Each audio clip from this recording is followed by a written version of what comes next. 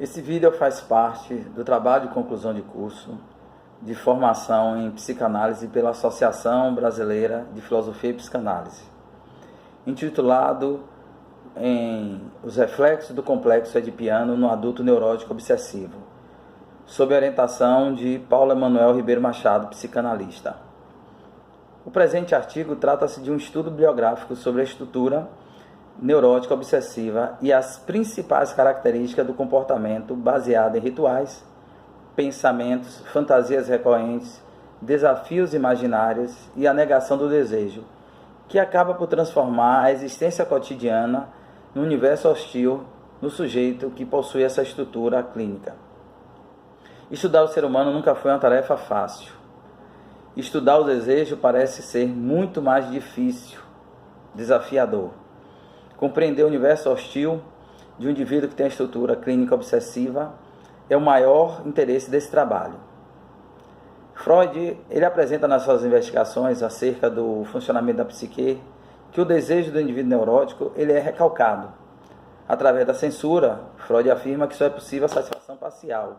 O gozo, além de ser impossível de realizar-se, é também temido. Vale lembrar que Freud não elaborou uma teoria sobre o gozo, termo que ele apenas usou uma vez na sua obra 3 ensaios sobre a teoria da sexualidade. Já Lacan, ele estabelece uma diferença entre prazer e gozo. Para Lacan, este último é uma tentativa constante de ir além dos limites do prazer, buscando sempre o que foi perdido, o que falta no lugar do outro, gerando um sofrimento que não consegue nunca erradicar, por um fim, um termo, na busca por este gozo. O psicanalista precisa usar da sua subjetividade, das teorias existentes como ferramentas profícuas e essenciais para adentrar o porão psíquico e auxiliar o neurótico obsessivo a romper os condicionamentos de uma convivência conflituosa, repetitiva, ritualística, que termina por tornar a sua vida muito difícil. Antes de qualquer coisa, é importante a gente tentar conceituar a estrutura neurótica obsessiva. E o dicionário de Rudinesco, ela afirma que é a segunda grande doença nervosa da classe das neuroses, segundo a doutrina psicanalítica, e tem como origem um conflito psico-infantil e de etiologia sexual, caracterizada por uma fixação na libido do estádio anal. Para Freud, o complexo de Édipo é o núcleo de formação das neuroses e o momento em que o indivíduo define a sua sexualidade. É o fenômeno central do período sexual da primeira infância e é o momento de enfrentamento de angústia da castração e de realizar a sua estruturação. Ele coloca a sexualidade como um fator etiológico da estruturação da psique humana. Para ele, a sexualidade deixa de ser entendida como algo que surgiria apenas na puberdade. Para Freud, a existência da pulsão, que é uma energia que se situa entre o psiquismo e o somático, e que é estimulada pelo registro psíquico produzido pelas primeiras experiências da situação e os objetos de desejo destas, que estão fixadas na fase da infância. Então, essa energia pulsional precisa ser descarregada constantemente, frequentemente no indivíduo para que possa reduzir essa tensão provocada pela pulsão.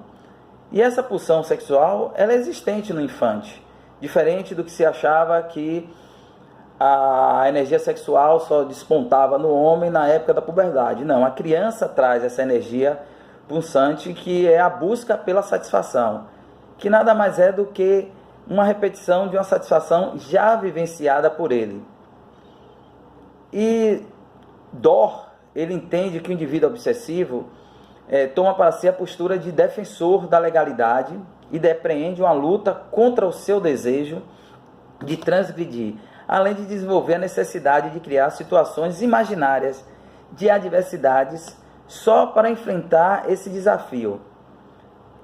O obsessivo, na visão ainda de Dor, precisa provar para si mesmo que ele é completo, autônomo, perfeito, quase que como se não fosse um castrado. A característica da neurose obsessiva posiciona o sujeito sempre longe do seu desejo. Um desejo que foi recalcado. Ele apresenta sempre esse desejo como impossível de se realizar. E ele se caracteriza ainda, o neurótico, como uma resistência muito grande a mudar. Ele está sempre envolvido em rituais e quando a situação nova, inesperada surge e que foge ao seu controle, ele se vê de pés e de mãos atadas. Outra característica é a existência de uma crítica muito exacerbada, muito rígida por si mesmo e muito pesada, proibindo quase sempre a realização desse desejo ou dos seus desejos. O supereudo obsessivo ele é sádico, é exigente, ele é cruel, obriga-o sempre a constantemente negar o gozo, o prazer e a alegria nas pequenas coisas. Normalmente o obsessivo ele é pesado para si mesmo e para quem o cerca. E ele não está preocupado com o desejo do outro, porque quando ele nega o desejo para si mesmo, ele pouco está importando qual é o desejo do outro e se o desejo do outro deve ser satisfeito. Outra característica muito importante do indivíduo neurótico é um trauma originado pelas experiências sexuais na tenra infância. Originado, essas lembranças permanecem no seu inconsciente e essa lembrança, o afeto que está associado a essa experiência precisa ser suprimida constantemente. Então ele se vê sempre com a necessidade de estar colocando novos pensamentos para desviar a atenção quando essas lembranças saem do inconsciente ou tentam sair do inconsciente para vir para o consciente. Tentando afastar essas lembranças, ele sempre está usando uma representação, mas essa lembrança permanece na sua consciência, embora sem força e sem associar-se a alguma lembrança. A etiologia, vale lembrar, da neurose é semelhante também à psicose. É resultado de uma frustração, de uma não realização de um desejo na infância que jamais é superada. O neurótico obsessivo sempre traz esse desejo não realizado dentro de si. É o resultado de uma repressão fracassada que ocorreu no período da sua infância. O obsessivo sempre desloca a energia da libido de uma recordação a qual associa coisas sem significado importante para fugir dessa recordação. As lembranças associadas às causas que desencadearam permanecem sempre presas na memória, ainda que não seja totalmente assim como se desloca a carga afetiva para outras coisas, também sem importância, gerando sintomas sempre de autorrecriminação e de coisas sem sentido. Ele está sempre ocupado com duas ideias contraditórias. Esse é o neurótico obsessivo. Vive na constante angústia, na busca de solucionar as dificuldades dos problemas que não existem, mas que ele cria sempre para si mesmo. Quando criança, no caso do menino, ele descobre os órgãos genitais, e ele começa a manipular. E aí sempre surge alguém, quase sempre a sua mãe, que proíbe a manipulação dos seus órgãos genitais e ainda vem com ameaça, dizendo que vai contar para o pai. Então a criança, nessa situação, na ameaça da punição, a ameaça da castração, que ela termina por recalcar esse desejo que sente pela mãe. Ele ainda tem dois componentes presentes no universo do neurótico obsessivo, que um é a representação, que é a linha imposta, e outro é o estado emocional associado a essa representação. E ele sempre está utilizando a lente do pessimismo. Ele utiliza no seu mundo interior uma atitude de autopunição, de cobrança pela representação, que substitui a ideia original, a lembrança original, que está associada às experiências psicossexuais dolorosas, que ele constantemente está procurando esquecer.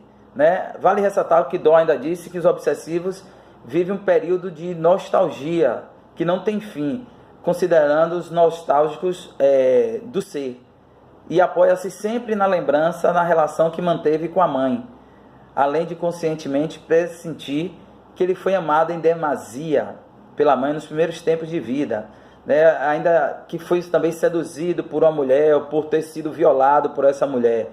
Essa é uma característica encontrada sempre na maioria das partes dos obsessivos masculinos. E por isso ele enfrenta a grande dificuldade de se relacionar com lideranças, né, opressoras, ou também faz com que essa liderança opressora remeta à lembrança, à ideia, o imago do pai, pela sua atitude também da castração, da ameaça de ter evitado o incesto com a sua mãe, né? Além de que ele faz com que ele pouco se importe com o desejo do outro, nem qual seja o objeto do seu desejo, né? Ele está sempre resguardando seu corpo e se silencia, sufoca tudo que está associado ao sexo em função dessas experiências traumáticas da tenra infância em relação às experiências sexuais. E assim o boicote é uma característica comportamental do obsessivo. E ele faz sempre movimentos em direção de satisfazer o desejo. O seu corpo reage com dores de cabeça, com diarreia, com angústia, fazendo com que ele se movimente ao contrário desse desejo. Então, assim, qual o objetivo principal, né, ao trabalhar com um sujeito neurótico obsessivo? É que ele vá aos poucos percebendo os diversos boicotes que a sua natureza realiza nos acontecimentos diários e que foge ao seu controle, à sua rotina diária, e que ele consiga ir vencendo a necessidade de ter rituais e que busque uma posição de libertação dessas fantasias, desses controles, e relaxar o seu super-eu e a sustentar o seu desejo. Porque ele é sempre refém de pensamentos insistentes, ininterruptos, das fantasias, dessa autocrítica bastante severa, certo? E ele sempre, por ser muito exigente, tudo que ele realiza, ele acha que ele não foi bem feito, não foi bem executado, né? Então, o obsessivo termina sendo escravo dos seus pensamentos, dos seus sentimentos, né? Uma vez que ele se impõe a ele não consegue ter o controle de fazer com que isso pare, né? E ele não consegue racionalizar a falta de lógica que há em fazer ou pensar algo repetidamente. Ele está em constante posição de defesa dos conteúdos, das representações que foram recalcadas e que estão relacionadas com a sua sexualidade, como nós já falamos anteriormente. A postura de autopunição, ao evitar essa consumação dos desejos, gera no sujeito obsessivo uma tensão desgastante física e psíquica. É como se ele usasse, de uma maneira figurada, um escafandro para que ele pudesse sufocar e evitar que esses desejos viessem à superfície da sua consciência e solicitassem a fruição. É claro que o processo terapêutico na clínica psicanalítica sempre enfrentará desafios e defrontará com novas descobertas que poderão auxiliar o obsessivo a fazer a paz consigo mesmo, que esse deve, no meu ponto de vista, ser o objetivo principal, né, para que ele faça as pazes consigo mesmo, através da elaboração dos seus sintomas, né, que são e que ele entenda que são as ações reflexas do seu inconsciente, né, para que ele possa também aprender a conviver em sociedade com as pessoas, porque é um grande desafio para o ser humano. E para ter êxito é preciso ele aprender a ouvir a si mesmo, ter a coragem de acessar o seu inconsciente, identificar as dores, os traumas, as frustrações, as fantasias, para compreender melhor as características da sua estrutura e perceber os boicotes que impedem ele de conviver pacificamente consigo mesmo e com o outro.